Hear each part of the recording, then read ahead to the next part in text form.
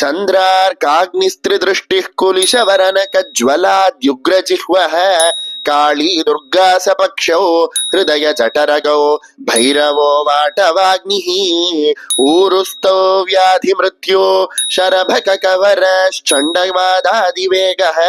संहर्ता सर्वशत्रून् विजयति शरभः शालुवः पक्षिराजः ज्वलनकुटिलकेशं सूर्यचन्द्राग्निनेत्रं निशितकरनकाग्रं दूतहेमाद्रिदेहं शरभमतमुनीन्द्रैः सेव्यमानं सिताङ्गं प्रणतभयविनाशं भावयेत् पक्षिराजम् देवादिदेवाय जगन्मयाय शिवाय नाळीकनिभाननाय सर्वाय भीमाय शराधिपाय नमोऽस्तु तुभ्यं शरभेश्वराय शीतांशुचूडाय दिगम्बराय सृष्टिस्थितिध्वंसनकारणाय जटाकलाभाय जितेन्द्रियाय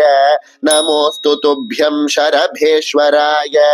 कलङ्ककण्ठाय भवान्तकाय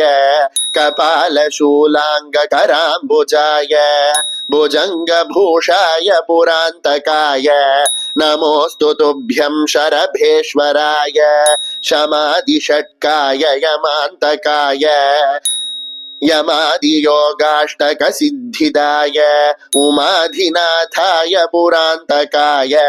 नमोऽस्तु तुभ्यं शरभेश्वराय घृणादिपाशाष्टकवर्जिताय किलीकृतास्मत्पतिपूर्वकाय गुणादिहीनाय गुणत्रयाय नमोऽस्तु तुभ्यं शरभेश्वराय।